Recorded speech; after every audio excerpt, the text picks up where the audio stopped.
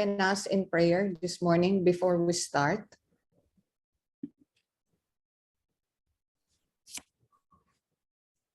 Okay po, Pastora. Sorry. Okay, let's pray.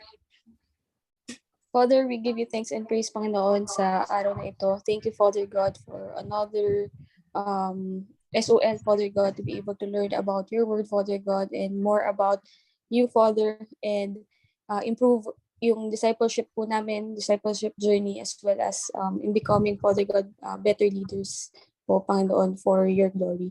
Father, I ask na i-bless niyo po si Ate Jamie with wisdom, be with her, Panginoon. Let your Holy Spirit, Father God, flow through her, Father God, that she will be able to teach us, Father God, yung mga things that you want us to be able to absorb, Father God, for today.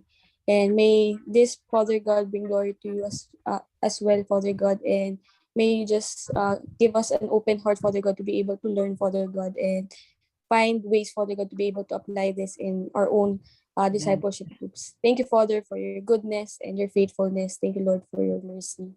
In Jesus' mighty name, amen. Amen. Amen.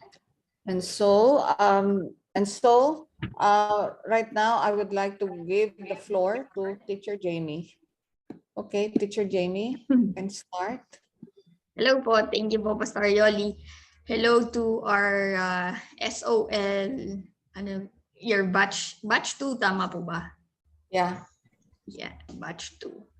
Okay. Yeah. So how are you all doing today? Kamusta po kayo? I hope you are all well. I am, yes po, Sir Vic. Okay. So, ayun po. First, I want to say congratulations. No, you are now, this is our final session for Bible survey topic, and I believe also for your SOL2 training. So yes, round of applause for everyone. Great job. You have made it, no, through yung buong SOL training natin for how long? I think 8 months. Tama po ba? Or 8 months. Grabe, no? So, yes, training kasi is not that, it's not easy. I'm sure you can relate, and there are more revelation and enlightenment ba na when we do training compared to other things na we do like ministry or care group. Syempre, this is more in-depth pa, but there are many more trainings to come, and it's not naman for us to just gain knowledge, but of course grow in faith, grow in our walk and journey with God. So ayan, I hope you are all excited, or do you feel relieved na yes, finally tapos na tayo sa madaming topics, no, and ating mga pinag-aaralan in the past 8 months. Grabe, ang bilis ng panahon. Okay, yan. So now we are here. This is the final and last book of all 66 books using the Bible survey method. So the book of Revelation. Ano ba ang inyong view, no, or feeling, thoughts on the book of Revelation? Pag narinig niyo yung book of Revelation, how do you feel? Yan, maybe some of you can share if you want to unmute or you want to chat. Pwede din. Okay. Ate Jamie, Jill po. Yes, Jill. When we hear about the book of Revelation, I imagine po yung prophecies and looking forward to the things to come, especially yung return ng Savior natin, si Jesus Christ. But how it makes me feel, I guess nung di pa ako believer, it makes me afraid.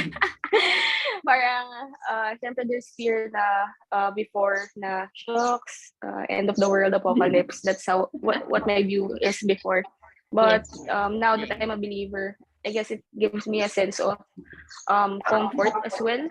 Though I know na it's not going to be easy, the things to come, but it makes me look forward on how God will make an imperfect world. Parang have a new world, parang ganun, na Yes. based on what he wants the world to be and under his authority talaga. So yun. Okay, thank you so much, Jill. So parang you summarize na the whole about Book of Revelation. No? Pwede na tayo mag-end, no? But yeah, that's so true. I can relate to that. You know, meron tayong different or pagbabago ng ating view of the Book of Revelation. From being an unbeliever, we used to hear about it now, or maybe when we were starting pa lang, and then from where we are now as leaders, as disciples. And even for myself, no, honestly, hindi ko pa natapos yung buong Book of Revelation. It's something na personally, parang I'm kind of avoiding. Maybe I'm not so interested in yung meron kasing mga ganong tao. Really, ito yung main interest nila, all about end times, yan, no, yung mga mangyayari and all of that, yung prophecies. So they're very interested. They do in-depth studies pa, research and all of that, interpretation of what it means, ganyan. For me, this is not one of my best interests. So, ayun. Pero true, yes, we will go through some of the details there, no, of what it really means. Ano ba yung binabahagi ng Revelation? There are two phases to it. Yun, totoo. There is that fear and maybe intimidation and overwhelming emotions when we talk about Revelation. But there is also, of course, the great hope and good news that it brings to us. Okay? So yan. We will look at that more in detail. Sorry. Wait lang po. Hold on. Sorry about that. Yan, hello po sa mga nakapag-join lang for now, naghabol. Hello Sis J, Julin, Martina. Welcome, welcome po. Okay, let me just... Okay. Balik po tayo. Okay, so since this is our last and final topic for Book of Bible survey, okay lang ba? Magkaroon tayo ng konting challenge lang. Maliit na challenge. Memory jogger. Okay ba? Thumbs up. Yes, yes. If you agree. Okay ba sa inyo? Okay, so yan What we will do, I will flash. Okay, this is called the 30 seconds challenge. I will be flashing the summary overview of all the books, and then 30 seconds kung ilan yung kaya nyong i-memorize, if you can write it down, if you want to write it down, or just in your mind. Okay, and later I will ask to recite. Okay po ba? Kung gaano kadami yung kaya nating i-memorize books of the Bible, because we have come now to the end, no? So all 66 books. We will now start with the Old Testament. Okay? Ready? Ready? Yes? Parang di pa kayo ready. Ready na ba? Ready? Inaantok pa po ba tayo? Okay? Mag-start na tayo. Yes? You can type in here. Yes, yes, or thumbs up. Okay, yan. Sige. Let me show you this. So this is our timer. Timer starts now.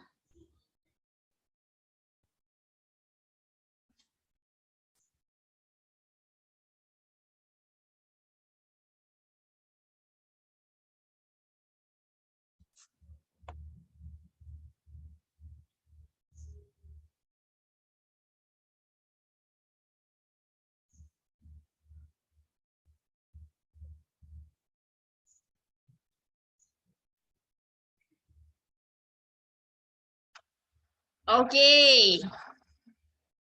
Sige po, Sis J. Norris. Ayun na nga. So, sumabog na ang bomba. Natapos na ang 30 seconds. So, who can recite the most number of books that you can recall in order of our, yan. from Genesis to what's the last book? The Minor Prophets of the Old Testament. Sige po, sino who can recite? And how many can you recite? This is the 30 seconds challenge. Okay. Anyone? Tayo-tayo lang po ito. Ano, Jill? Jill na natawa ka. Okay, sige. So maybe I'll make it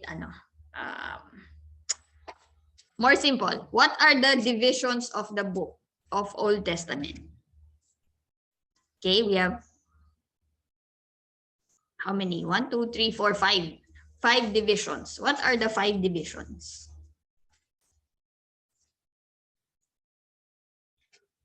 Do you remember? 30 seconds ago. Nakita po natin. Okay, si Jill, the law, okay, yeah, or historical books, the law or the Pentateuch, no? History books, wisdom books or poetry, major and minor prophets. Okay, good job, good job. Good job, Jill. Okay, now, can I ask, can you name a book in each of the 5 divisions? Sige, 1 book lang. Pwede ba? Can you do that? Can you recall? How about our other leaders here? Julie, si Martina, Erica, Tita Agnes. But Sir Vic, also Jill, you can continue to type or if you want to say it out. Ate, okay, sige, try. Sige, sige. Sa dalawa, Genesis. Then, history, 1 Kings, 2 Kings. Then, wisdom, Psalms, or Ecclesiastes. Major, Jeremiah. Minor, Hosea. Okay, very good, very good. Mamaya, meron kang prize sa akin, Jill. Okay, great job, great job. Okay, yan. So, this is just a memory jogger. Hindi ko na ituloy yung next na New Testament, no? Kasi baka maubos yung time natin.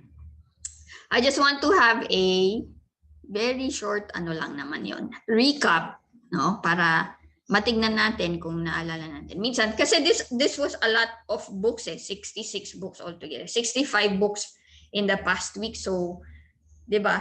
How was it? Oops. Yeah, just to recall all of the things that we have gone through so far. Okay. So, yeah. So now we are in Revelation. This is the final book of the Bible, the last book. It has a category on its own. Though, later we will see.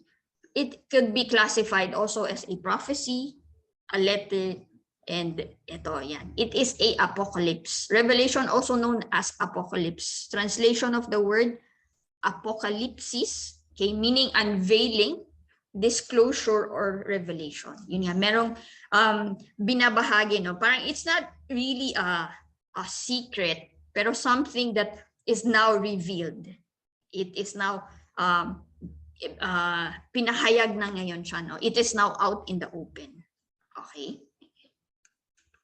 Yeah, so it is said to have been written approximately in the year AD 95. This was the time when Christians was entering a persecution from the Roman authorities. Yeah, just a few vital details about the book. Okay, so what is the purpose of the book? The book of Revelation was written for these 2 main things, just like na-mention na to ni Jill earlier. Okay, written to give encouragement and assurance to the persecuted and troubled Christians and to show his servants what soon will take place. Okay, so it's a message of what is to come for them during the time na ito yung pinagdadaanan nila, yung mga Christians. No, there were so many challenges. They are being persecuted. So the book will be answering these great questions. It's challenging. It's hard to, it's difficult to answer actually. All right. So this is what the book is focusing on. Number one, where is Christ? And second, what is going to happen to the churches? This book encourages believers to take a strong stand amid persecution and warns them against turning away from Christ. So even though this was written AD 95, during the early church, the Bible naman, it's for time pass kahit anong generation. So it's something for us to really learn from and to see what is the message for the Christians nung time na yun and in our time today as well. Okay? It's a clear clarion warning to unbelievers of the coming judgment of God on sin and unbelief. The exhortation to Christians to shape up. Okay, so it's also, ito na yun kumbaga the end of the journey or the story. So ano yung message, ano yung sinasabi? It's the message of the book is, let us take the stand. Let us shape up. Why? Because Jesus is coming back. He is returning. So we are now to fulfill what we are really supposed to do as a church, as believers. Okay, wala nang time to waste, walang patumpik-tumpik, or wala nang time to be distracted. Okay, yan. So this is our key verse, Revelation chapter 1, verse 3. Can someone please read it?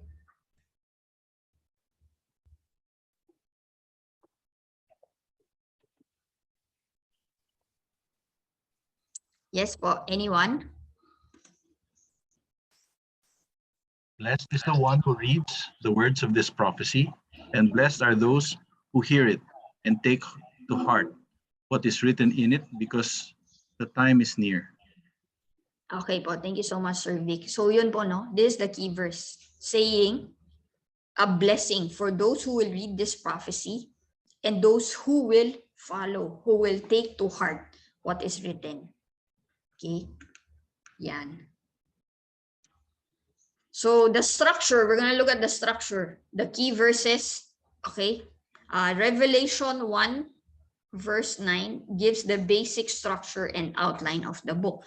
Therefore, write the things which you have seen and the things which are and the things that will take place after these things. So ano na yung mga na-experience in the past, kung ano yung present and what will take place. Okay, so it's a holistic thing.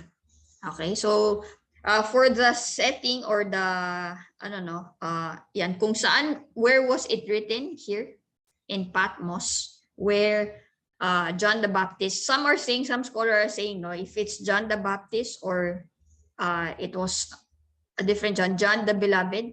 Okay, which John it is who wrote this? Okay, yan, he was in exile, okay, in the island of Patmos. And just to give a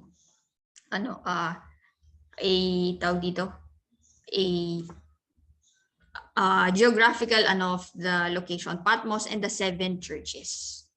Okay, yan. Sorry, it's John the Beloved pala, the 7, it's a part of the disciples. Yan. Okay, and then the 7 churches. Okay, so what are the main contents? So chapter 1, the things you have seen, the communication and vision of the glorified Christ. So this is John's vision. Okay, yan. Chapter 2 to 3, the things which are in the present. What is that? The vision of the 7 churches. Christ commends, corrects, condemns the actions of the churches. And then third, chapters 4 to 22, the things which shall be hereafter. Ano yung what is to come, right? God's final judgment on an unrepentant world and the reestablishment of his kingdom. Okay. So here are some of the other highlights, no? The verses in particular, chapters, vision of heaven and the Lamb, chapter 4 to 5, vision of the seven seal judgment, chapter 6 to 8, vision of the seven trumpet judgment. So may ano yon succession or yung tatlong sevens, no? The seven seal, the seven trumpets, and then the seven bowls. That will later on, no? So yan, vision of the two signs, woman and dragon, chapter 12, vision of the two beasts, vision of the lamb and the 144,000, then vision of the bowl of judgment. So parang 3 sevens yung is being foretold kung ano yung mangyayari. Okay. And then chapter 16, unclean spirits, great earthquake, final bowl judgment. Then the judgment on Babylon, chapter 17 and to chapter 18. Then the return of the Lord Jesus Christ, chapter 19 to chapter 21. Okay. What else? So the millennial kingdom and the great white throne judgment is also discussed here in chapter 20. The eternal state, okay, the eternal state in chapter 21 to 22, and lastly the epilogue in chapter 22. So this, the book of Revelation contains really a lot of details. So we have yung what was happening to them during that time, the church, persecution, and what is being said to them. No? And then next is what is to come. Ano yung warning and also the encouragement that Jesus Christ was giving. And here is John, the messenger, the author of the book. Okay, so to look more into it, no, yung details of all of this, it would really take a lot of time, and it's a good study to learn. And in SOM, there's a whole module related focus only on this one. So later on, when you get there, all about the end times study na. So yan. Oops.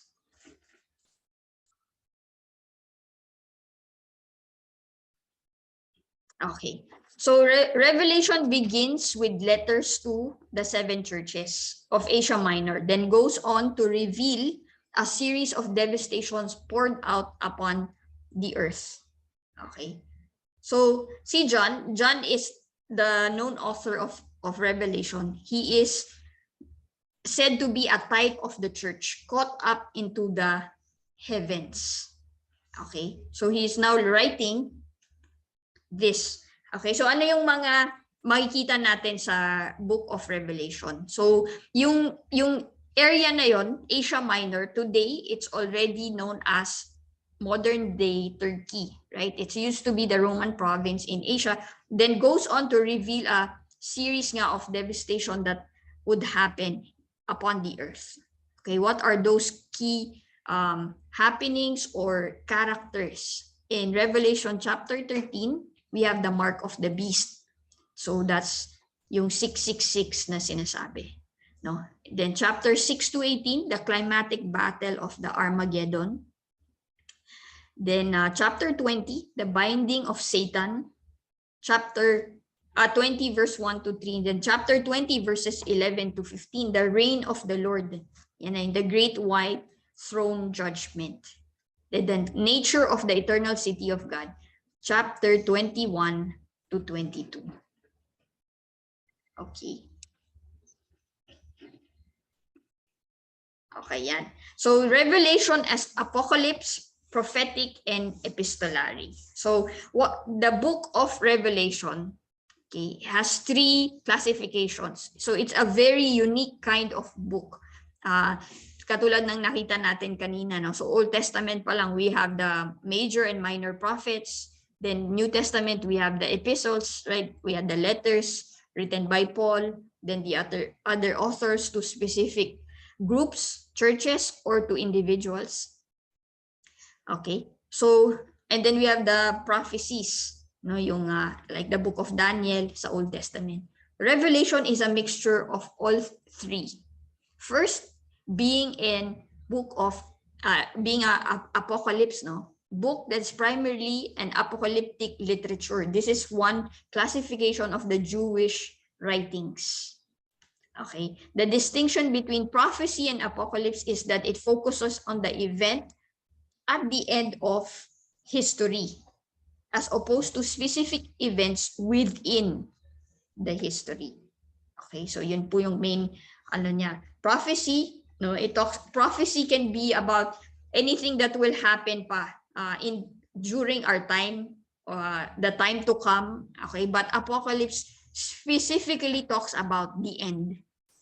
Yun na yung pinaka last part. All right. Yan.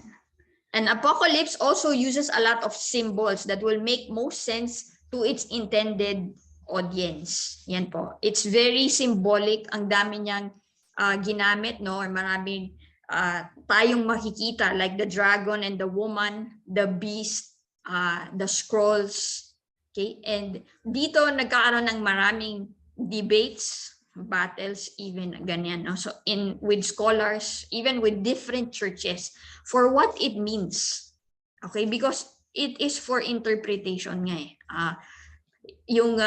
What does the author really mean for the audience na sinulat niya to. So this is a very careful study na is needed. Okay, yet these symbols have a literal meaning, but must be interpreted in light of the rest of the scripture, both in Old and New Testament, both the Old and New Testament. So if we are not careful, you know, literal meaning, but in interpretation, it could go wrong. So very careful, because it talks about yung culture and history, Old Testament, the Jewish background and tradition. So why did John use these symbols? Bakit yung dragon? Bakit yung woman? Bakit yung 7 seals and all of that in light of his revelation? Okay, so that is something that we have to look into really to have a better understanding. Okay, so yeah. Next, Revelation being a prophecy, a book of prophecy. Revelation is also essentially a prophetic book. Of course, it talks about what is to come, right? It foretells as well as foretell, meaning God intends to speak to a specific group or individual through the prophecy. Okay, foretelling future events, while foretelling is interpreting what those events mean. Hindi lang natin malalaman na ito yung mga mangyayari. Okay, pero ano bang ibig sabihin nun? What is the value of that? Why is it important for us? Why is it important for Christians, for believers in our journey?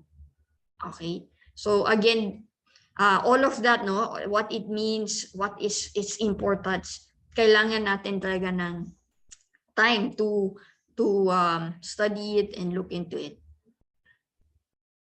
Okay, and lastly, Revelation is an epistle.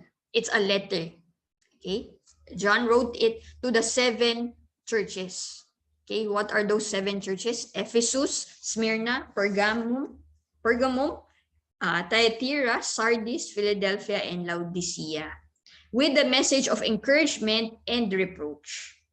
We should not take Revelation out of context of these churches. You know? So each of these churches, meron silang own background, right? Where they are located, what is happening sa kanila, yung kultura nila, yung tradition, and what were the challenges. Okay, yung members nila, what were they going through? Each of them had their own, kumbaga, story, had their own, struggles, had their own structure. And so, distinct with all of them, yung pinagdadaanan nila, and God, no, Jesus was addressing each one, and that is the letter that John wrote. What was it specific for these 7 churches? So these 7 churches are both literal churches and a type of the church throughout history. So they existed during this time, John was addressing them, but we will see throughout the history, it is how also the church, the Christian church, has evolved. And the church at the last day is the Laodicean church. Sadly, it is described as the lukewarm church. Okay, so let us look at this. Yeah, ay, ito pala yun. No? Yan, the Laodicean church. I believe that Pastor Arnold made a series already, no, regarding this, the 7 churches in Tagalog service. So if you would recall, no, each yung bawat kwento ng isang church and what they were going through. So let's just look at the summary of this. So yan, this is found in chapter 2 to chapter 3. So this is the corresponding verses, yung letter to the 7 churches of Asia. Again, this is the location, and yung Patmos. This is now modern day Turkey. Okay, so here, yan, Ephesus and Smyrna, and then the rest magkakatabi here. And Laodicea, medyo malayo from the rest. Okay. And to see, no, sorry, that these churches has actually, just like the cities no longer existing. I mean, it's now modern day Turkey, no? Hindi na yan yung exact ano nila. They have different names na yung iba dito. But some of them I searched, meron pa rin silang historical reference to this name. Okay, but these churches are no longer existent and they have become Muslims. Okay, so this region, okay, this country. Okay. Yan. So what is the message to the 7 churches? Yan. Ito pala yun. So this is the modern day Turkey. Ito na yun. Yung modern cities nila or regions, provinces. Okay, so now they have different names. Smyrna is still here. Yan. And then ito yung location ng ano yan, the 7 churches. Okay. Okay, the message to the 7 churches. Jesus encouraged the churches to repent to their sin and return to Him. Many theologians see a pattern and characteristic of each church and the growth and pattern of the church throughout history. Okay, the 7 churches mentioned in the book of Revelation were the literal church. Okay, yan. So when we look at it, in the church history, when you study church history, no, ganito po yung journey ng church. How did it evolve from the early church to the church today? Okay, and Jesus was talking to them one by one, each addressing. Okay, he was encouraging them and also rebuking. Okay, in the order of the churches in Revelation mimics the type of church throughout the history. Okay, so let us look at that. The church of Ephesus, Revelation 2, chapter 1 to 7, the church that had forsaken its first love. Okay, it is just like the apostolic church or the early church in AD 30 to 100. Then Smyrna in Revelation chapter 2, verse 8 to 11, the church that would suffer persecution. That is also the persecuted church. That's the era, no, or century after the early church. Then Pergamum, the church that needed to repent. That's the state church. Thyatira, the church that had a false prophetess. Papal church. That's AD 590 to the tribulation. Sardis, yeah, the church that had fallen asleep. Reformed church. So they still exist. From AD 1570 to tribulation. Philadelphia, the church that had endured patiently. That's the missionary church. Okay, from AD 1730 to the time of rapture. And then Laodicea, Revelation 3, chapter 14 to 22, the church with the lukewarm faith. The apostate church. From AD 900 to the time of tribulation. Sige, let's look at it a little bit more closely. Okay po ba? So let's begin with the church in Ephesus, or the Ephesus church. It's called the Loveless Church. Okay, here is our verse, Revelation 2, chapter 2, verse 4 to 5. Can someone please read this?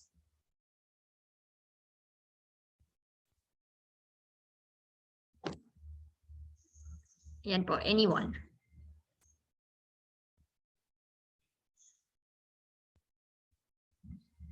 But I have this against you, that you have left your first love. Therefore, remember from where you have fallen and repent, and do the deeds you did at first. Or else I am coming to you, and I will remove your lampstand from its place, unless you repent. Revelation 2, 4, 5. Okay po. Thank you so much, Tita Agnes. So, this is the letter to the church in Ephesus, or the Ephesus church, called the Loveless Church. This is the first church na Jesus Christ is addressing. No? The church, and ano siya, corresponding in our history, the church of the first century, the early church. No? So, from the disciples to the church fathers. Okay? They were so in love with the Lord. Yun yung description sa kanila. That is what they are known for. In the book of Acts, we can see that they were so on fire, right? They received the empowerment of the Holy Spirit, and they went out to fulfill what God told them to do, what God commanded them. Kung ano yung hinabilin ni Jesus sa kanila, they went out and they fulfilled it. To the point, no, even to the point of their death, they did it. They were so on fire. But then, as the first century comes to the end, moving now to the next, 100 years after, yung next generation, okay, comes to the end, where so they were so into the work, they were so into the ministry, they were so into what God had called, no? But they had forgotten the Lord Himself. That's why ito yung sinasabi ni Jesus sa kanila, I have this against you. You have left your first love. No? Isn't it true? Isn't it something na still exists, I think? Or we could maybe relate, or we could find many stories like this as well. I think it did not end in the first to the next century, no? But still exists today. Many people loving what the church does, ministry work, or what Jesus even gave us to do, yung command, but forgetting the Lord Himself.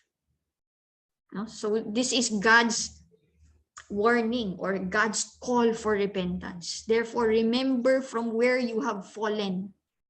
Kung saan tayo where you parang forgotten. Saan ba tayo nag-turn around? Where did your love stop? Kasi sabi niya, you have left your first love. Bakit mo ba to ginagawa in the first place? Because you love God. Is it still the same today? And God is calling them, no, repent and do the deeds you did at first. Or else I'm coming to you and I will remove your lampstand from its place unless you repent. God is calling for repentance for the church. No, not only for unbelievers, not only for those people na hindi nakakilala sa Panginoon, but even to the church, the believers. God is giving this warning, this teaching of correction, rebuking us. How is our heart? How is our love for Jesus? Now, it can really be easily mistaken. No, na my love for the church, my love for the ministry, is it love for God? Amen? Amen po ba? Okay. Next. Okay, the church in Smyrna, or the church, the second church, called the persecuted church. Revelation 2:10. Can someone please read this verse?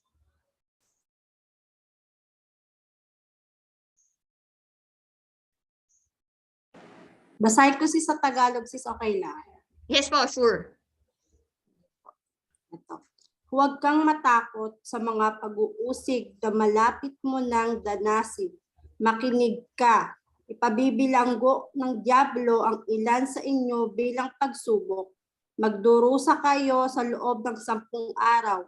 Manatili kang tapat hanggang kamatayan at gagantipalaan kita ng korona ng buhay.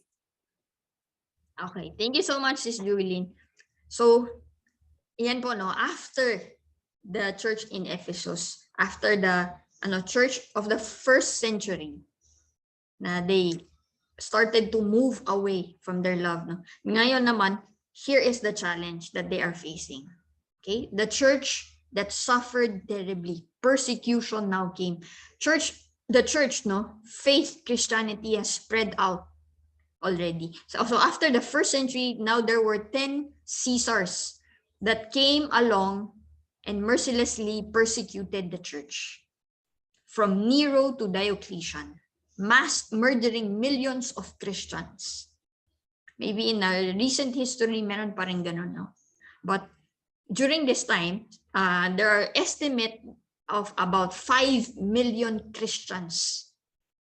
5 million. Sobrang dami na po, no? Especially during this time, after the first century. Mga Kristiyano pinapatay because of their faith.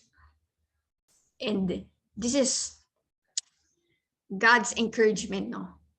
Na the church will face suffering.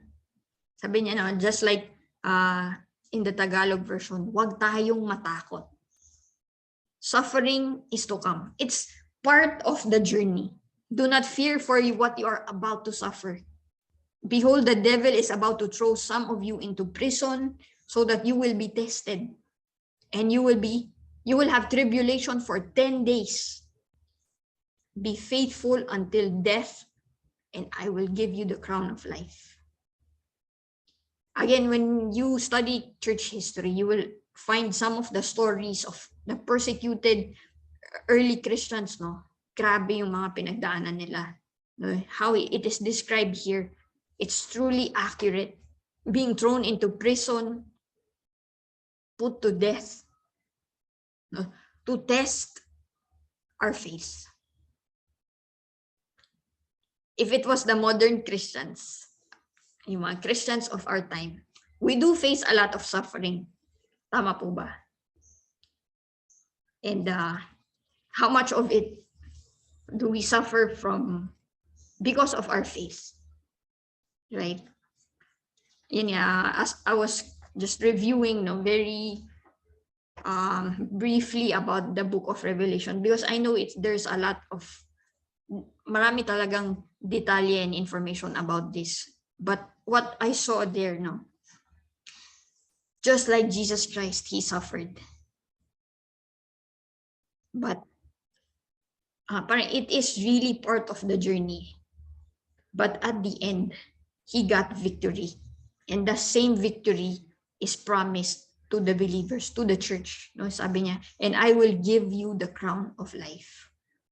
Suffering for now, in this time, in this life. Pero there is a greater reward for us. Amen? Amen. Yan. Okay. So there are about 300 years or more from year 100 AD to 313 AD, Christians were being murdered. And yung kung makikita natin, no, the flow of history and the 7 churches, how accurate or how much they match together. Okay. The third one, Pergamos or Pergamum, the compromising church. Okay, can someone please read this? Revelation 2 verse 14.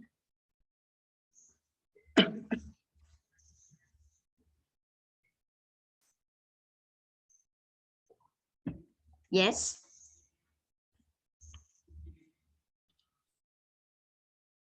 Sino po? Subalit, may ilang bagay na ayaw ko sa inyo. may ilan sa inyo na sumusunod sa katuruan ni Balaam na nagturo ng kay Balak upang wait lang. Sige po. Upang maihikayat ang mga Israelita na magkasala, kaya't kumain sila ng mga pagkaing inihandog sa mga Diyos-Diyosan at nakiapid. Okay, thank you so much. Okay, so after the persecuted church, the church that went through suffering, here comes the next generation, the compromising church. Pergamum matches up with the state church during the time of Constantine. So in our history, so during the time, here in Revelation, what John was writing to the church, they had this challenge. They were becoming a compromising church. Why? Okay, because some of them pumupunta na po or going towards the teaching of Balaam. Okay, a non-Christian who kept teaching Balak a different teaching to put a stumbling block before the sons of Israel. So now they are doing different things, the things that God does not honor God. Okay. And if we look at our history, the same thing happened when there was a state church that was established. Okay, during the time of Constantine, he is the Roman emperor, still the Roman rule pa rin during the time. So he wanted unity kasi he wanted na magkaisa. So he wanted one religion. So he made a search and all of that, and then the one that caught him was Christianity. Okay. Now for this one, Balaam suggested the way to defeat the Israelites was to intermingle with Moab and encourage them to sin, to be immoral and promiscuous. What happened with church history? Constantine brought an edict, a law, proclaiming of toleration to stop the persecution of the church. So ngayon, hindi na nila aawayin, hindi na nila papatayin. They will not throw the Christians into prison. So he wanted tolerance. How can we live together, right? But the bad thing that happened here was now comes the state and the church together. A state church, universal church for everyone. Kasi yung emperor, yung empire nang nagsabi, ito ang magiging faith, ito ang magiging belief nating lahat. Okay? But then there was that mix. Meron pang ibang mga tradition that they put forward. They had cathedrals, big churches. They built and they said mag-convert lahat ng unbelievers. If you are an unbeliever, kailangan maging faith mo Christian. Okay, so these pagans brought in their idols. They brought in Ishtar, the goddess of fertility, Semiramis, a woman with child, Mary, and baby Jesus. Okay, yun yung counterpart. So you see, binding or coming together. Sige, sama na natin lahat ng faith. Let's have one faith. Okay? Nagdala din yung iba ng kanila sarili-sarili nilang idols. To reach unity or oneness, there is compromise. What they say, what we teach or what we hold for Christianity, only one God. That's why we cannot mix ibang faith. Yan na, there's compromise. Kasi for some faith, okay lang to eh. Okay lang to have idols. Okay lang to have this kind of sacrifices, have these traditions. So the church was now compromising. Okay. It happened during the time of John in Revelation, where he was giving this letter, and it happened in our history. Okay. Number 4. Fourth is Thyatira, the corrupt church. Okay. Can someone please read Revelation 2:20?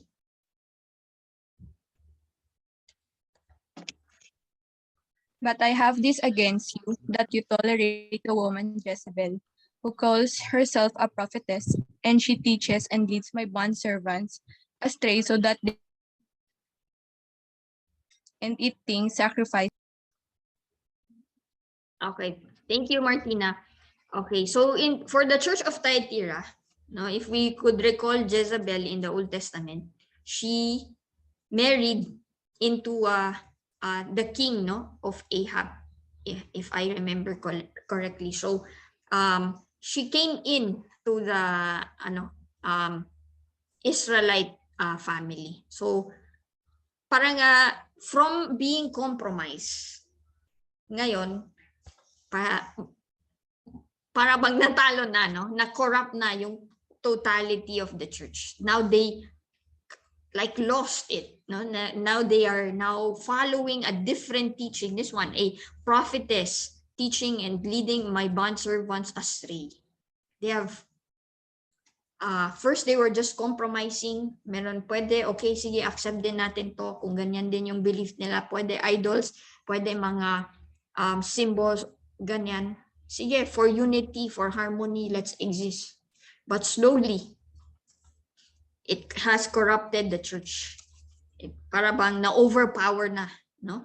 Natalo na ng ibang teaching, ibang faith. And now they started to be led astray. They commit sexual immorality. They eat things, sacrifice to idols. You know, God continues to be very specific about this. He gave the sacrificial laws, the moral laws, what to do, how to live, what to obey, no? And it has been corrupted.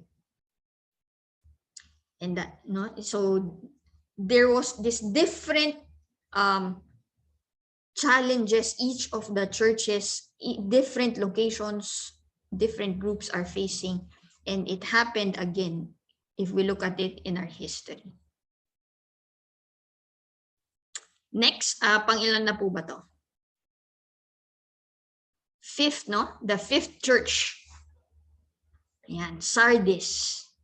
What happens? Compromising, corrupt. Now, this is called the dead church. The church in Sardis. Revelation 3, 1-2. Can you please read? Someone please read it.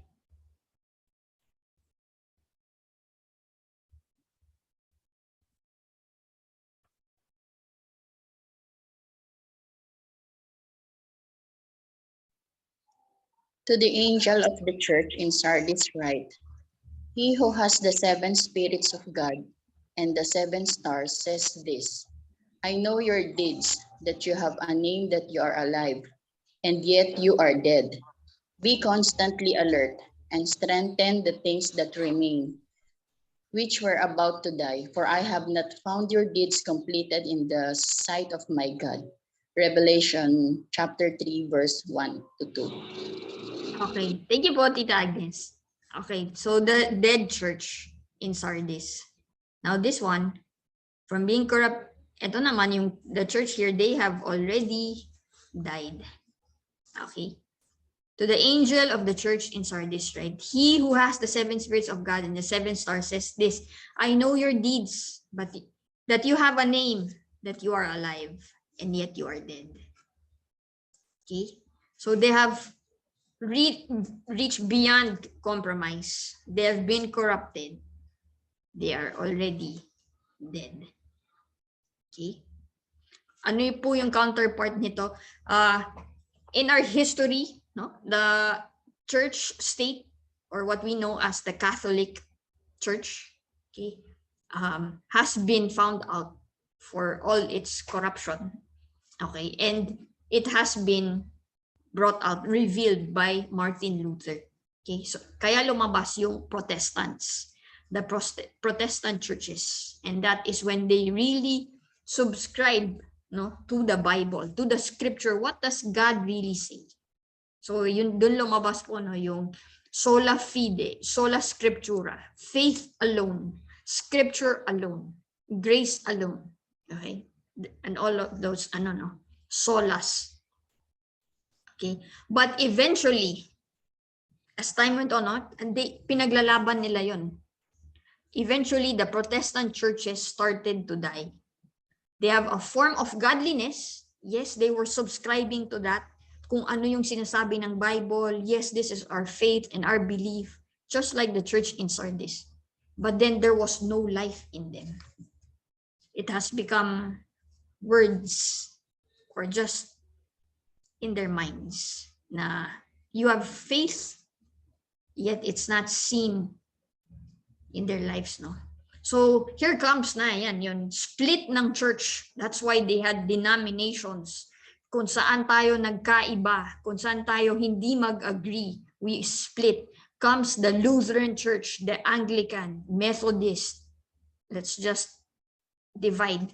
Maghiwa-hiwalay na lang tayo. Because it started to become different na for them. So they split, okay, the church, and some church now, okay, the other denomination, no longer hold the Bible to be of highest authority.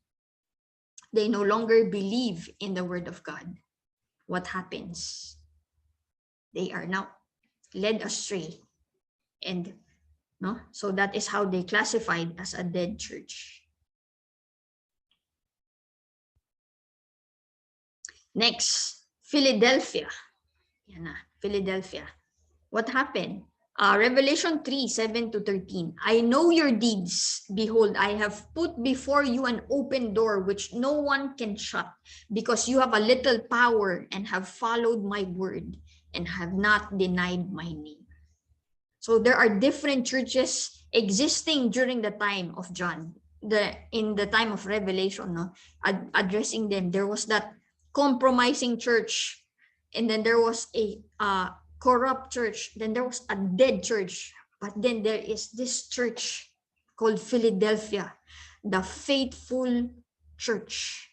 No, God is saying here, no, I have put before you an open door which no one can shut, because you have followed my word. They have remained faithful. So God is giving them encouragement.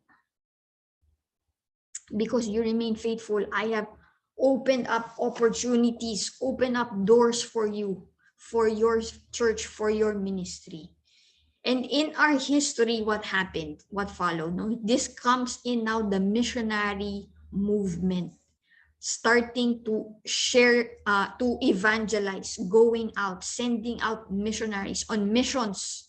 Remember, during that time, it's not the world that we know today. No, there were lands na hindi pa na-discover. Large part was in Europe, in Rome. So they would take voyages, sakay sila ng malaking barko, and they would go out to Africa, to Asia, to even to other parts, no? Going out to reach the world. So in the 1700, that was the great move, the great revival. Missionaries started to go out into the world. So here comes what we who we know now, no, the great missions, the father of missions, William Carey, Hudson Taylor, right? Missionaries going to China, to Africa, to India, to parts of the world that have not been reached. There is that church. So these are the 6 churches. We could also maybe relate, no, or evaluate in our journey where we are. Where do we stand? From the church that has so much love for God, did we lose our love, right? Or did we start to compromise? Did we get corrupted? I pray we don't get to the point now we are dead, no? And there is this, no, yung being faithful, standing true, following to what God has given us, His word, and continuing to hold to His name. Amen. Then here is the last of the 7 churches, the final. Laodicea, the Laodicean church, known as the lukewarm church. Can someone please read Revelations 3:16 to 17?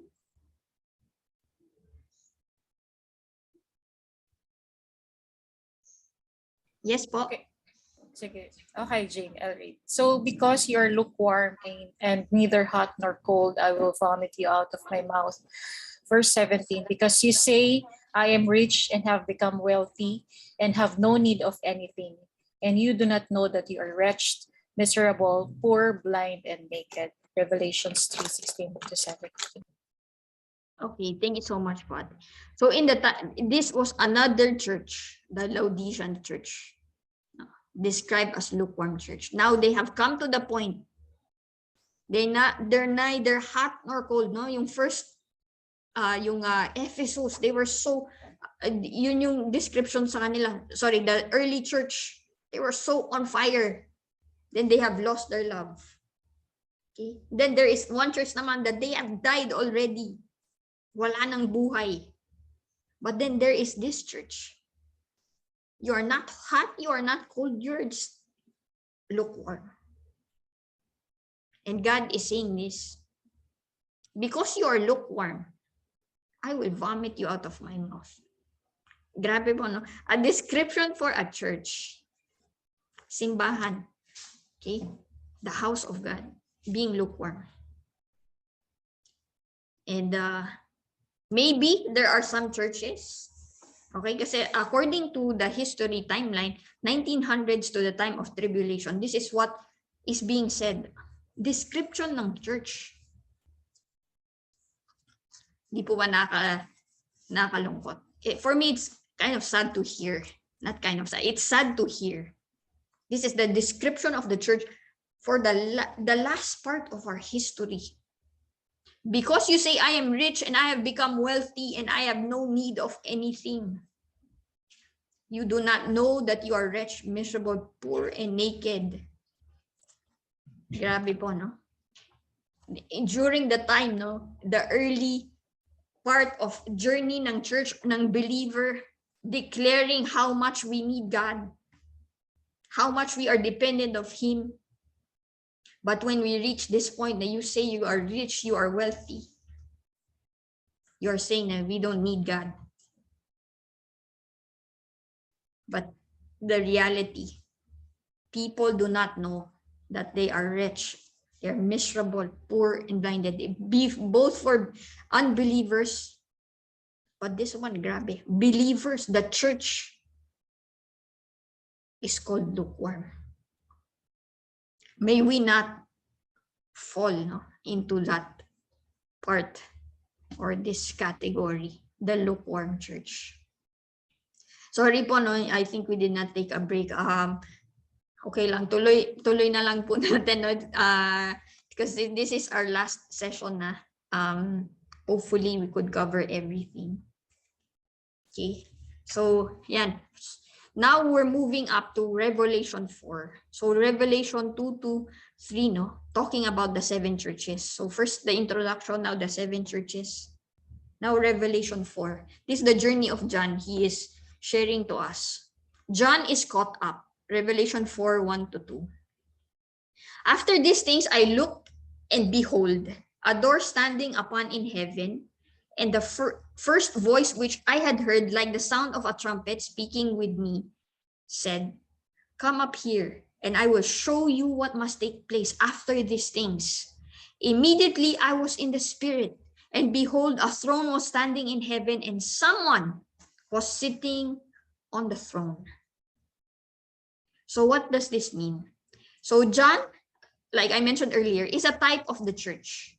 And this type of the church, okay, is the church that will be raptured, okay, in the time to come. So for us to get the perspective,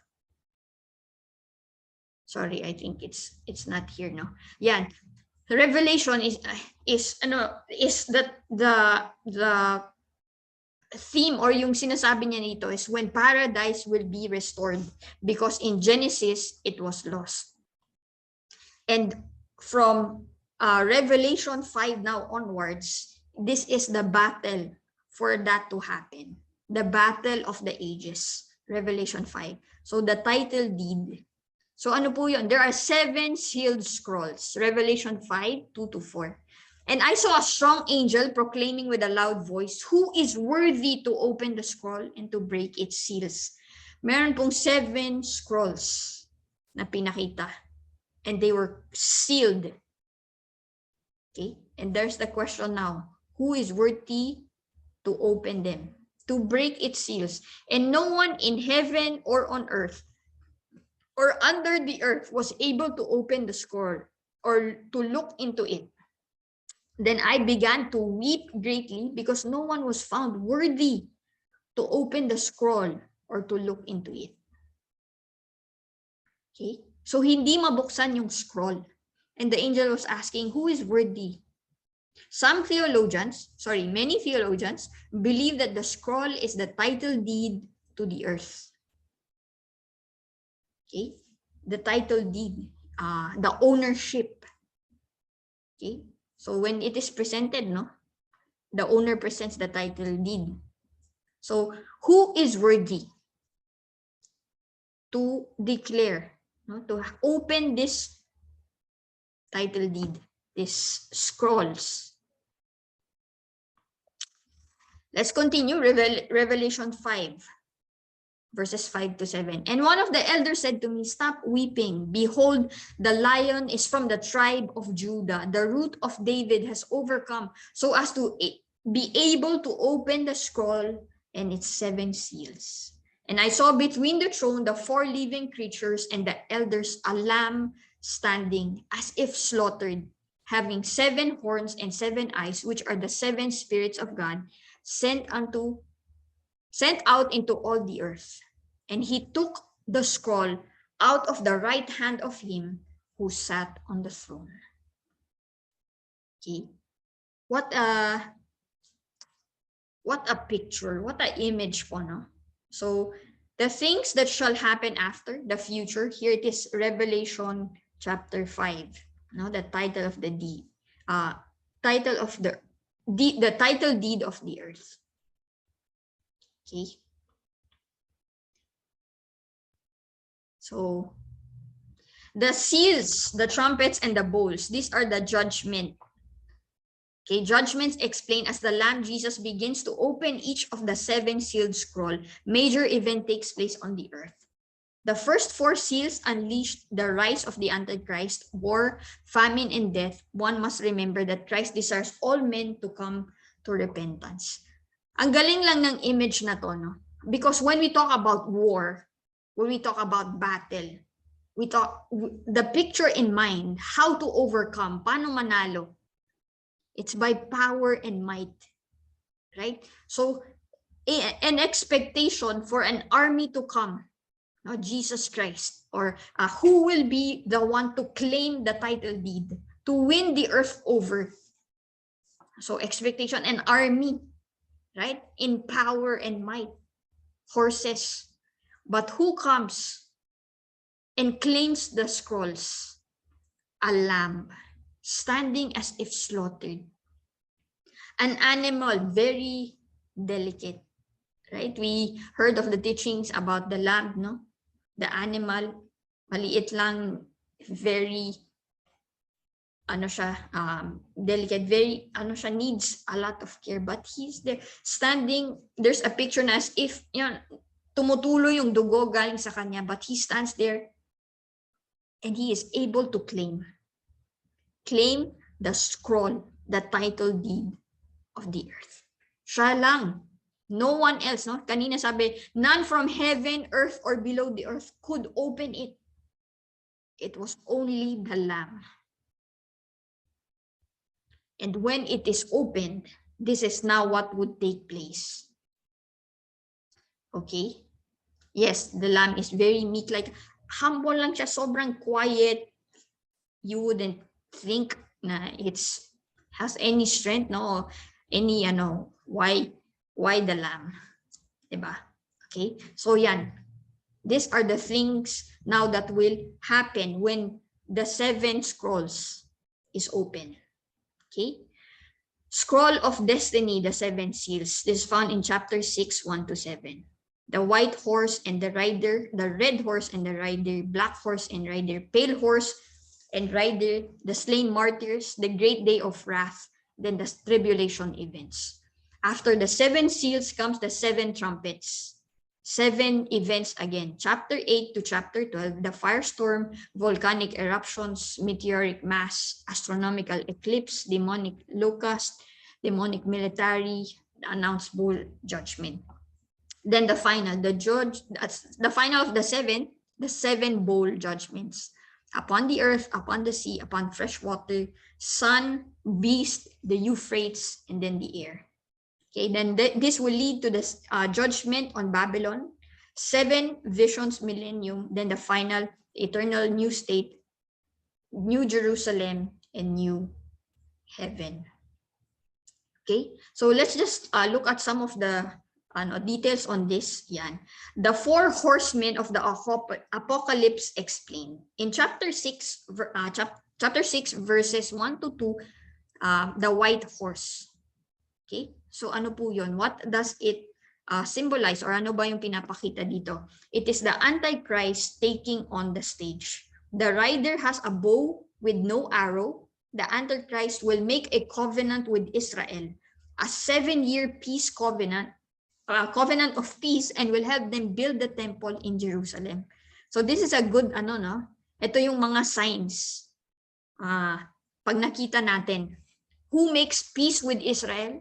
Who would say na they will help Israel build the temple? He comes in peace, but he has plans for war. To conquer the world, he is a deceiver. So putting in front, let us be united, let's help one another. We come in peace, but there is another plan. Okay, the fact that he doesn't have an arrow, he brings no threat. Okay, so most likely hindi siya military person. Okay, wala siyang weapon. He will conquer by diplomacy. Okay, let's have peace. That's the white horse. The red horse takes place from the earth.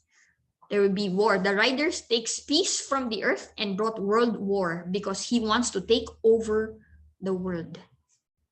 After wars happen, the economy plunged, inflation rises, then famine. So yan na po yung mangyayari. Yun na yung mga challenges, no? So first there is that deceiver, coming in, the white horse. The red horse brings war, really wants to take over. Then next, the black horse, famine. The rider has a scale, a day's wage for a piece of bread. Food will be scarce. So really tough times, no? After war, syempre the economy is affected, yung prices and supplies and everything. Now comes famine. There's shortage, there's no supply, food is really, parang pag-aawayan, no? Pag you will battle for your food, wages for a piece of bread, a day's wage. Yung trabaho natin ng isang araw para sa isang tinapay. That is what it will bring. The pale horse, okay, chapter 6, verse 7 to 8. Death, 1/4 of the population will die on the first half of tribulation. All starting with the rise of the Antichrist. Okay, so yan na. That's the of the 4 horsemen. No? What do they bring? What does it mean? So what are the key events? Chapter 4 and chapter 13, rise of the Antichrist and the false prophet. So these are the things, no, that is to come, what we are to look out for, the signs. Then Revelation 13, the new economic system, what will it be like? No, yung sinabi kanina, wages for a day, famine, supply, yan. Revelation 11, the 2 witnesses, Moses and Elijah. Revelation 12, Israel versus Satan. And Revelation 16, battle of the Armageddon, the end. no? King of East, the valley of Megiddo in Jezreel Valley. Oops. Okay. And then chapter 19, the glorious appearing. Also in chapter 19, Antichrist and false prophet cast, lake of fire. Then Revelation 20, this is the millennial reign, no, and Revelation 21 to 22, new heaven and earth. And now the eternal state. Okay, the rise of the Antichrist. Okay, this is according to the analogy of H.L. Wilmington. When the Antichrist shows up, everyone will be enamored with him. They will be drawn to him. Ay, sobrang galing naman nitong tao na to. Pag gusto ko siyang, I wanna follow him. I wanna listen to him. They will be amazed at his speaking ability. Magaling magsalita. He will be a political genius, an economic genius. He will have all the answers, and everyone will be swayed to follow this man. Okay, this is an analogy, a picture of what the Antichrist will be like. Okay, this is another one. The Antichrist will have the leadership of a Washington and Lincoln, an eloquence of Franklin Roosevelt, the charm of Teddy Roosevelt, charisma of Kennedy, political savvy of Johnson, intellect of a Jefferson. These are the American presidents, no? The state that ruled or nag-lead sa ating nations for a time of our history. No? I'm not familiar with all of them, but these are the, I don't know, like known and looked up leaders of America, presidents of America. The Antichrist will be hailed as the savior of the world. Okay. Revelation 13:3, one of the heads of the beast seemed to have had a fatal wound, but the fatal wound had been healed. The whole world was filled with wonder and followed the beast. Okay. So yeah, no, Satan, the enemy, has the same, or using the strategy, using the structure then, yes, and strategy of God, just like the Holy Trinity has that unholy Trinity, you know, claiming him to be the Almighty, and then ano niya, for Jesus, the Antichrist, Holy Spirit being the false prophet. Okay. Revelation 13:4 and 11. They worship the dragon because he gave his authority to the beast. And they worship the beast, saying, who is like the beast? And who is able to wage war with him? Then I saw another beast coming up out of the earth. He had 2 horns like a lamb, and he spoke as a dragon. Okay? Many people will be deceived by this beast, no? The Antichrist, with his speech, with his genius. No? That is the strategy of the enemy, to deceive. So what are the themes that are we can see here? No? For the book of Revelation, we see the unveiling character and work of Jesus in the present and the future. Okay, John elaborates more of this. No, it's really all about Jesus Christ, who he is, what he has done in the present, how he writes to the churches, how his heart is towards the church, no, how he's calling them back in the current time, and how it happened in our history. Christ is the center of the entire book, even for what is to come, the battle, no? The battle of ages. It is Jesus Christ who is worthy. It's the Lamb of God, open to worthy, able to open the 7 scrolls, the title deed of the earth. It's Jesus Christ. And the victory of the church through Christ. The church has gone through so much. Ang daming pinagdaanan ng church. Persecution. They were compromised. They got corrupted. They even died. That they needed to be revived. But in the end, there is victory. And that is only through Jesus Christ. When he came, he overcome. And in his coming again, no, he is coming to win once and for all. No, the victory here on earth. So we also see the theme, the Lamb and the throne. No, the Lamb occurring 29 times. The throne has been, we see it occurring 44 times. Okay. Yan. The story of salvation, the book of Revelation is fitting a closing remark to the whole Bible because it also concludes the whole salvation history. Okay, I'd like to read this summary now about the book of Revelation. Okay, with tiny wrinkles and cries, he entered the world. He was wrapped in strips of cloth. He took his first nap on a bed of straw. Subject to time and to parents, he grew to manhood in Roman-occupied Judea. His gentle hands becoming strong and callous in Joseph's woodworking shop. As a man, he walked through the countryside and city, touching individuals, preaching to crowds, and training 12 men to carry on his work. So this is Jesus Christ, no? He was born humbly, very silently entering the world. He was laid in a bed of straw. Doon lang po siya nahiga. And he came in a world where there was already so much going on. There was the Romans in Judea, and he had to work, growing up with his father's woodwork shop.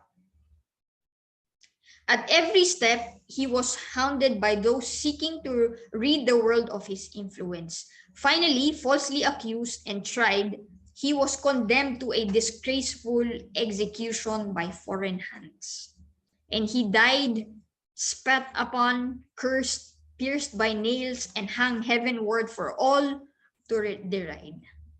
Jesus, the God-man, gave his life completely so that all might live. So ito yung buhay ni Jesus Christ. Now, he gave everything while he was here on earth, dedicated all his life for that purpose, so that people may live. At God's appointed time, the risen and ascended Lord Jesus will burst into the world scene. He will come again. Then everyone will know that Jesus is Lord of the universe. Those who do not yet know him, those who are denying him, those who are in doubt, ngayon malalaman nila once Jesus returns. Okay. Those who love him will rejoice, greeting him, greeting the Savior. Nagbalik na siya, with hearts overflowing in songs of praise. That is how it will look like. Those who believe in Jesus, those who love him, once nakita natin siya, overflowing and rejoicing with praise. But his enemies will be filled with fear. Those who are allied with Satan, the enemies of Christ, will marshal their legions against Christ and his armies. But who can withstand God's wrath? Christ will win the battle and reign victorious forever. Amen. Amen. Jesus, the humble, suffering servant, is also the powerful, conquering King and Judge. Revelation is the book of hope. John, the beloved apostle and eyewitness of Jesus, proclaimed that the victorious Lord would surely return to vindicate the righteous and judge the wicked. but Revelation is also a book of warning. Things were not as they should have been in the churches. So Christ called the members to commit themselves to live in righteousness. Okay, so as we read the book of Revelation, may we marvel, may we be amazed, no, and wonder with the author, with John, the wondrous panorama of God's revealed plan. Listen as Christ warns the churches. Napaka-importante po na pakinggan natin, balik-balikan natin, patuloy natin aralin itong mga warnings na binibigay ni Jesus. Binigay ni Jesus and patuloy niya binibigay, no, instructing the church. The root out any sin that blocks our relationship with Him. But be full of hope, knowing that God is in control. Christ's victory is assured, and all who trust Him will be saved. Amen? Amen. So this is a comparison of the summary, no, of the beginning and the end. The beginning, Genesis, paradise was lost. In Revelation, it is now restored. In the beginning, God created. In Revelation, John is saying, I saw a new heaven and a new earth. In Genesis, Satan appears as a deceiver. Now, Satan will disappear forever. There was an initial triumph of the serpent. Unang mukha, no, na nagtagumpay yung kaaway. But ultimately, it will be the triumph of the Lamb. The ground was cursed, but now there will be cursed no more. The paradise was closed. The new paradise now will be open. A man was driven from God's presence. Now they shall see His face. Okay, this is the epilogue. Revelations 22, verse 6 to 7. The angel said to me, these words are trustworthy and true. The Lord, the God who inspires the prophet, sent His angels to show His servants the things that must soon take place. Look, I am coming soon. Blessed is the one who keeps the words of the prophecy written in this scroll. No, this is the summary of the book of Revelation. It's a great warning. It's a great call of Jesus Christ to the church to repent, to return to Him. And also a great encouragement. Sabi niya, blessed is the one who keeps the words of the prophecy written in this scroll. There are many things about the book of Revelation na for me personally is difficult to understand in terms of meaning, interpretation, because when it comes to accuracy, no, gaano ka ano yung ating interpretation of what this means, of these symbols and ganyan. But with the brief study that we have of Revelation, of what is to come, no? Yes, it may sound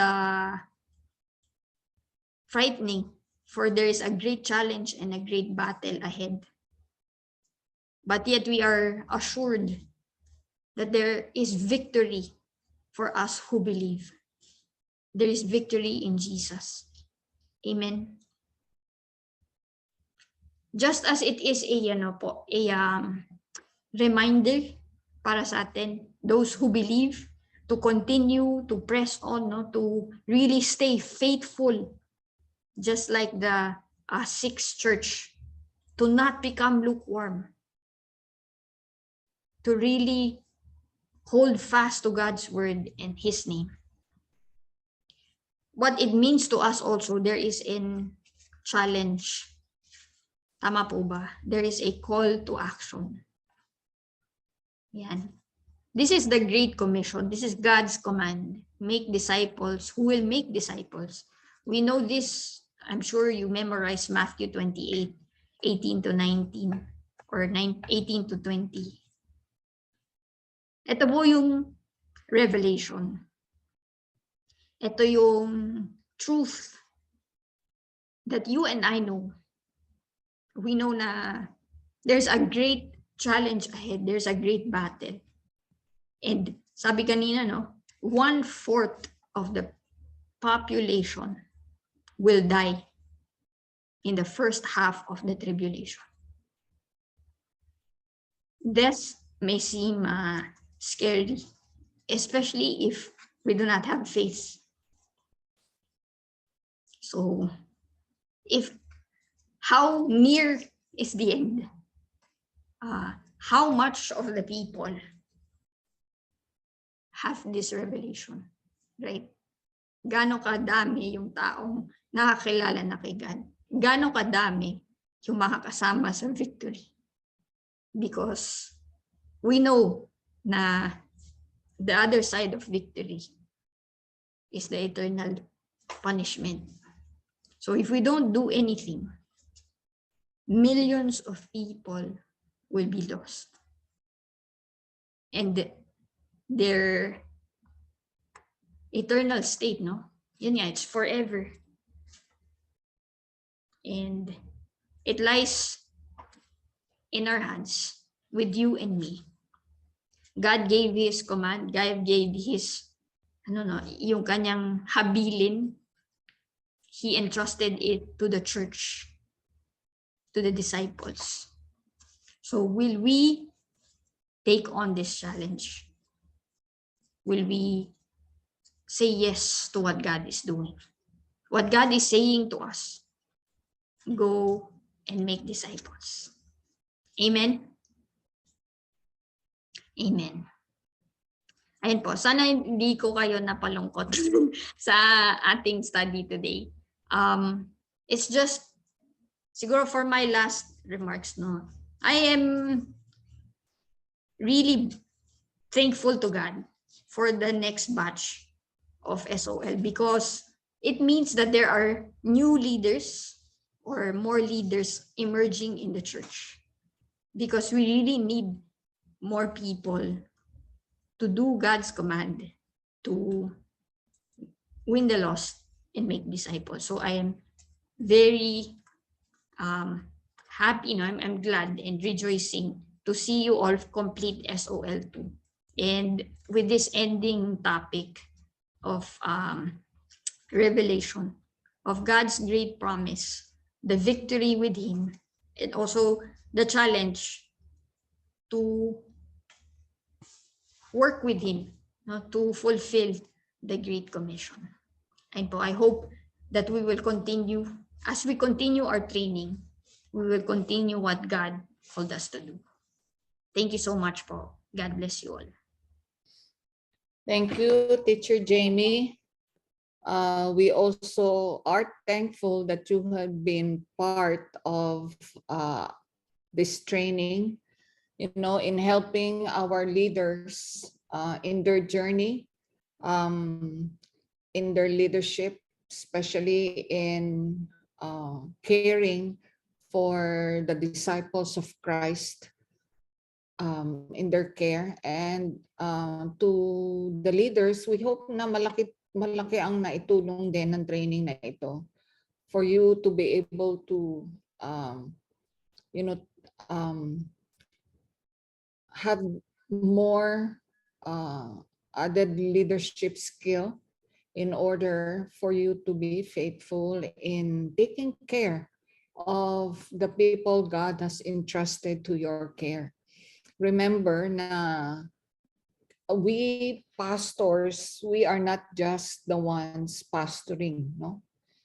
Every care group leaders that God has entrusted people with people to care, you are also pastoring, those people. And so we as leaders in the church, together with our teachers like Jamie and Teacher Nice, talagang we are committed in helping you succeed and also for you to grow more, that you will be able to do God's call and God's purpose for your life, no?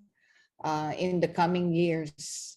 And so I'm so thankful din sa ating leaders din with Pastor Joseph and Pastor Jude for their desire to grow the church by helping the members level up in their understanding, in their knowledge, and even in their walk with God, so that each and every one of us will be able to fulfill God's calling. Remember yung ating mission statement na God has called us to help people to know God, find freedom, discover purpose, and for them to be able to fulfill God's call in their lives, no? And so this morning, thank you for being with us for the past 8 months, of our training. And so, itong lesson na ito ni Teacher Jamie, it really is a good culmination of this training, because we can also see forward na there is a great work ahead of us, and as well as something that we can look forward to in the future. That's why for some, talagang natatakot sila magbasa ng Book of Revelation. But as Teacher Jamie has explained to us,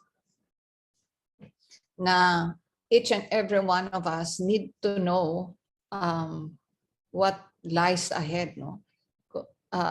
Kumbaga sa hindi tayo hinayaan ng Lord na wala tayong alam sa mangyayari. And so, for us leaders, we need to really stand guard on our faith, in our walk with God, as well as be able to help our members, our care group members, our disciples, for them to continue to be faithful to God, in the coming months and years. Medyo malayo-layo pa, mahaba pa yung takbuhin natin. And so we as disciplers, as disciple makers, nandoon na it is our responsibility that we continue to help our disciples really take the journey in their walk with God, in their walk,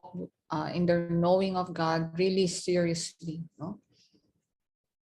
Kasi medyo mahaba-haba pa yung takbuhin natin. And for us also, na we are grateful that God has entrusted to us itong responsibility of really taking care of His disciples, as well as the authority for each and every one of us to bring people to His kingdom, no? Kaya hindi pa rin natatapos yung work natin of winning the lost and also discipling them, no? May God find us faithful, no, to the end. We just have to look forward to the time, when yung time wherein when we come face to face with God, napakasarap din pakinggan na sabihin niya sa atin, "Well done, my good and faithful servant, enter into my joy," di ba? Kaya yun talaga ang masarap na mapakinggan din natin sa Lord, na in this life, we, in spite of the difficulties and challenges that we face and will continue to face, and still we pressed on, being faithful and trusting God, for our lives, and even, for all things that is ahead of us. Yeah, when Teacher Jamie was explaining about the itong 7 churches, it's not just the 7 churches, but it also speaks of the history, history of the world and history of Christianity. Kaya for some of you, maaari siguro hindi nyo naunawaan o kaya hindi nyo maisip kung anong klaseng persecution that Christians, followers of Jesus in the past have to go through. Like even in this 20th century, before this internet,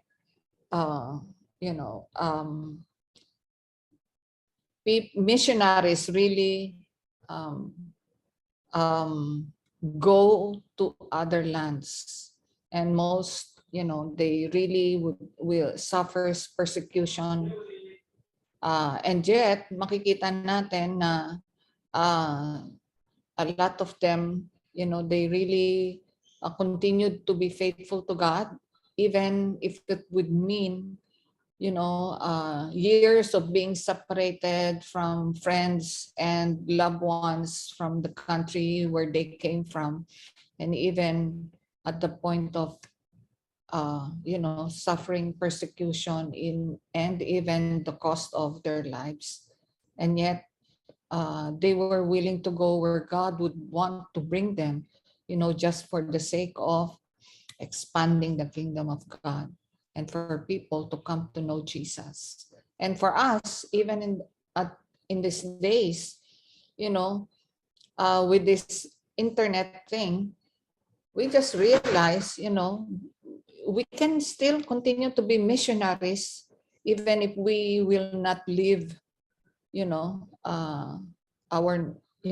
Philippines or our families. We only have to, because through the internet, we get to meet people from other nations.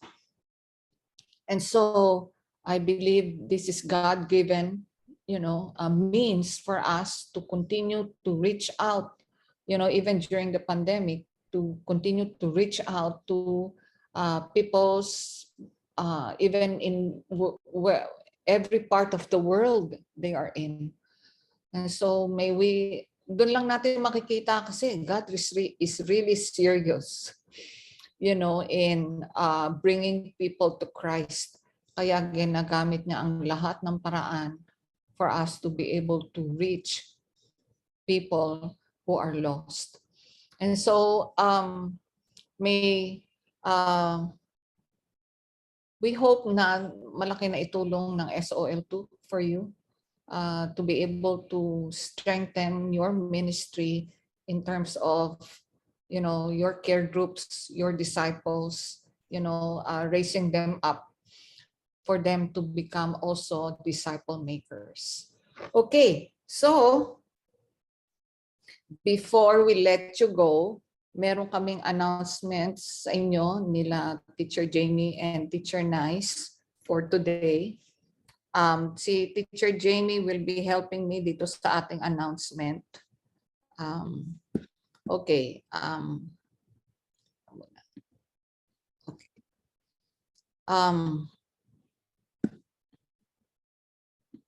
Okay. So, ang announcement namin for you ay graduation, no? So, your graduation will be on June 25, no? From 10 a.m. to 12 noon dito sa center and also via Zoom.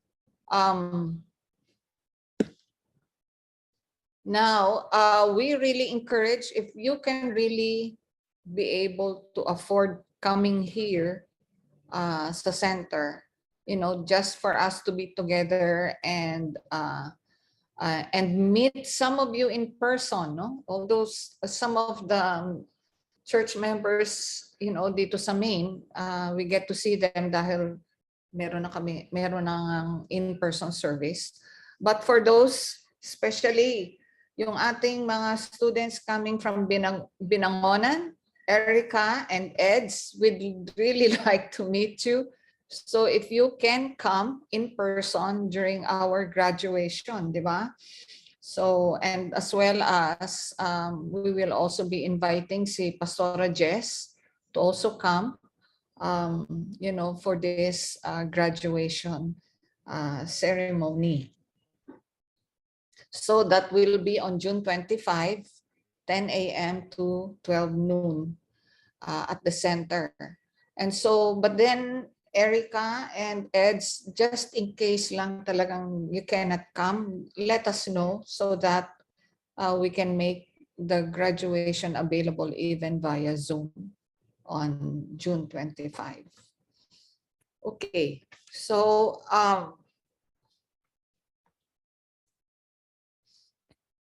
okay, and then after graduation, we really encourage you to continue on in your training by going through the next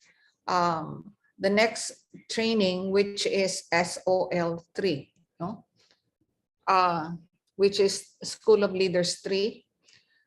We will be starting this training on September 17, Saturday, still a Saturday, but then in the afternoon, 2 to 4 p.m.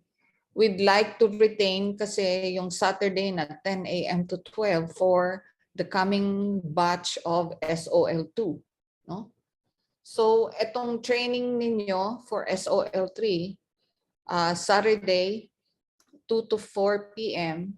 will be at the center and then at the same time via Zoom. No? So, for the sake of sila Erica and Ed, and also the leaders in Baguio Church, no, so that they can also continue on with the training in SOL3. So itong SOL3, we will have a Saturday class 2 to 4 p.m. as well as a night class, and we scheduled it Wednesday night 7 to 9 p.m. via Zoom. No? So we are still, you know, studying whether we will also have an in-person class on Wednesday nights. No? So for the time being, it will be a Saturday and a Wednesday class.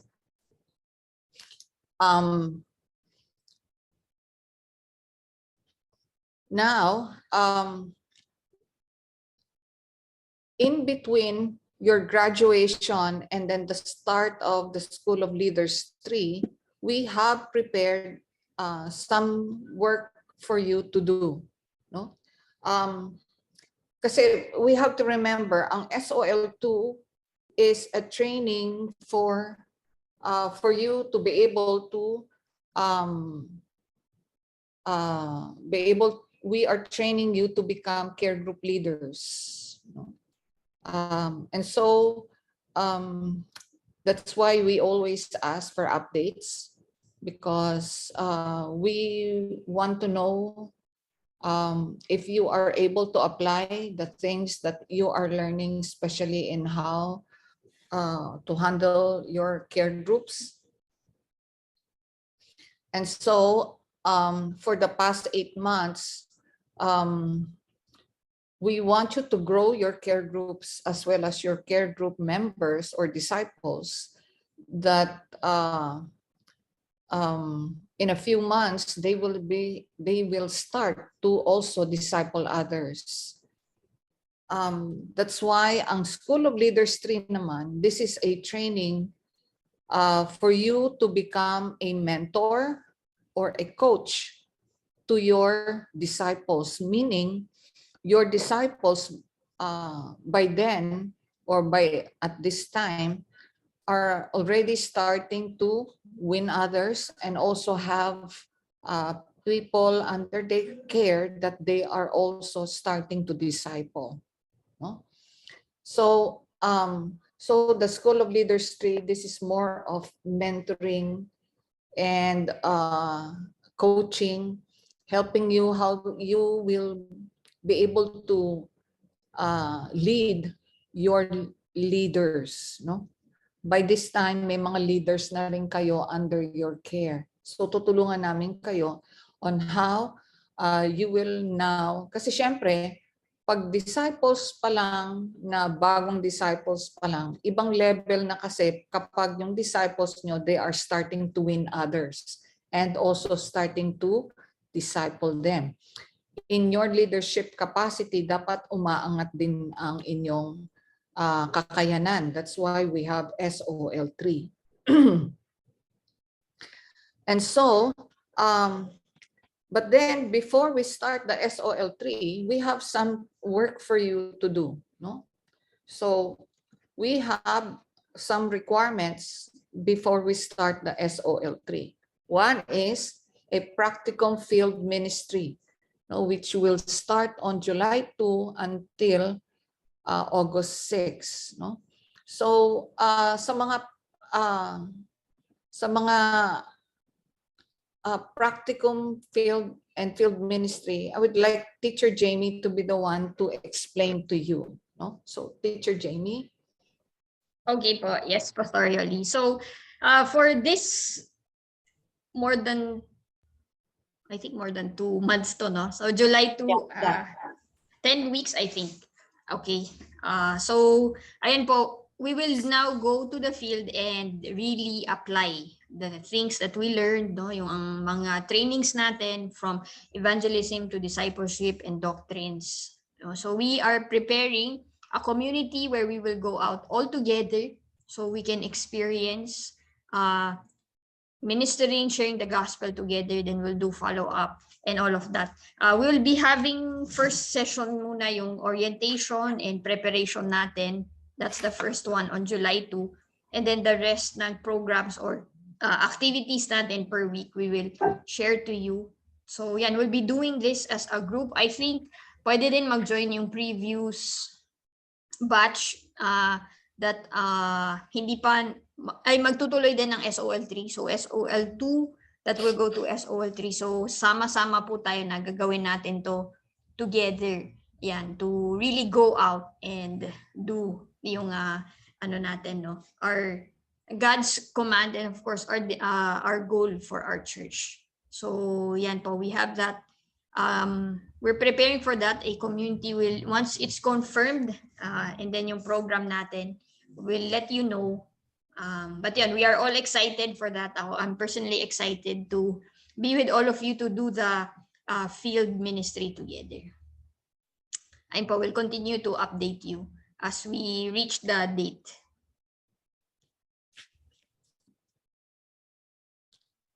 And then also, continuing on with the practicum and field training, we will also have a daughter church immersion, no? So this time, for the next month after the yung ating field work, we will have you attend Sunday services in 2 of our daughter churches, no? One in Luzon Church and another in Marikina Church, no? We will give you some instruction on what you will be doing in those churches, no? In Luzon Church, because sa Luzon Church natin, right now, parang lumalabas kasi na they are a new church and they don't have a lot of workers. And so most probably in the 2 Sundays that you will be attending, you will be you will be helping out, no, in their church, like on a Sunday on si Pastor Jimmy, siya na yung mag-ano sa inyo doon. Mag-instruct kung ano yung pwede ninyong maitulong doon sa church on that Sunday, on those 2 Sundays. And then in Marikina Church naman, since it is already a a big church like us, no? Ang gagawin nyo na lang doon ay, just to observe, how they do things and then meet their leaders, and,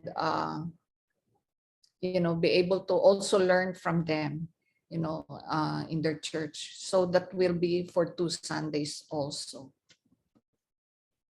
And then, after yung inyong field work and immersion, you will be submitting a report and a reflection, no? And that will be on September 10. And then by September 17, that will be the start of our School of Leaders 3. So we will be continually informing you, giving you updates dito sa ating practicum work in the coming weeks. But for now, please prepare for our graduation. Make plans na that for you to come, especially for Erica and Eds. We'd really like to meet you. I'll get in touch also with Pastor Jess so that she'll also be with us, to celebrate your graduation. And we hope na both of you will continue on with our SOL3. Okay, so do you have any more question? Nandito naman si Teacher Jamie saka si Teacher Nice. Okay, any question? Any question?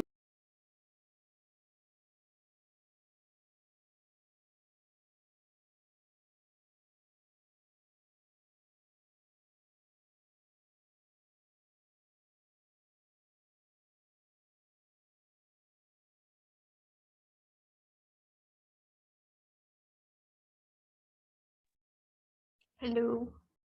Yes, I think si Pastor Yoli, you are muted.